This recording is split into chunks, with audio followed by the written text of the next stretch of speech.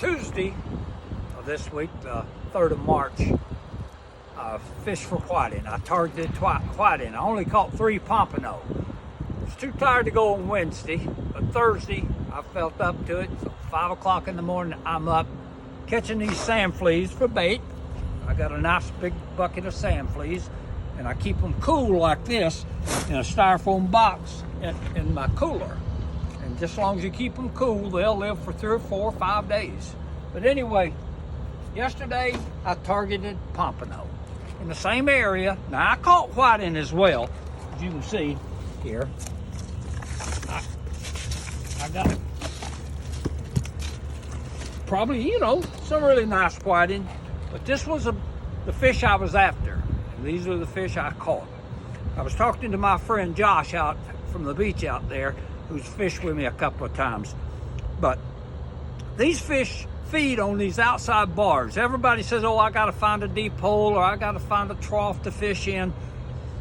Just remember, those fish are spooky. This one here, he's always having to dodge ospreys and eagles and all of that, sharks. So he fishes it, he feeds in that foam on that outside bar. When you see that bar crash down, that means there's a lot of foam and white water there. Well, the birds can't see him in that, so he feels like he's safe.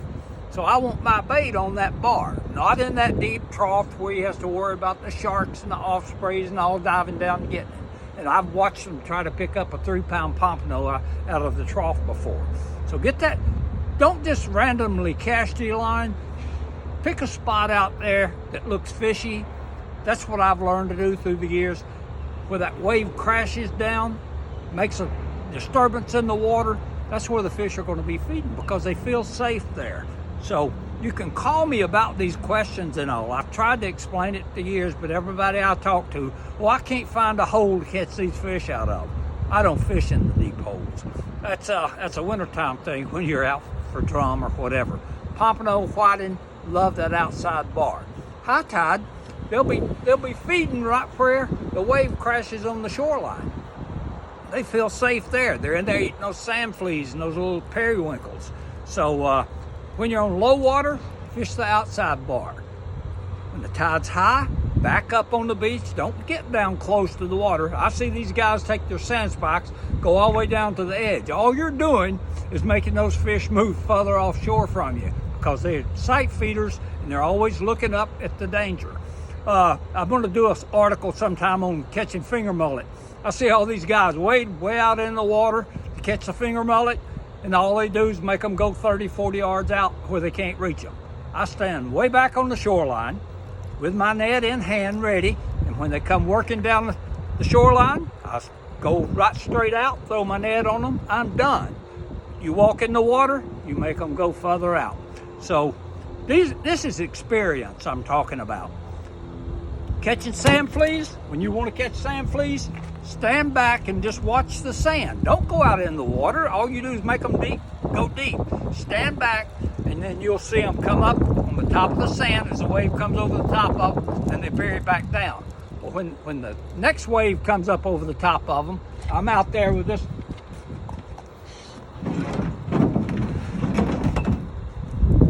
sand flea rake. When the wave comes over the top of them, I put this sand flea rake down. As the wave starts to recede, I step in the bed, do a little sand flea shuffle, and all the sand fleas go in there. The wave washes them right in. So I took the work out of catching sand fleas. Of course, if I teach you how, you're not going to come buy them from me. But anyway, it's not about making money. It's about having the product that you people want. And I've got it here. I got the sand fleas, I got the pompano, I got the whiting. Look in this cooler here. If I dig down a little deeper, I catch small fish too. That's keep them eyes real good. And all. There could be another big one or two in there. But anyway, you guys get out here. Oh my word! Look at this. That's a poor man pompano there, Jack Crevalle.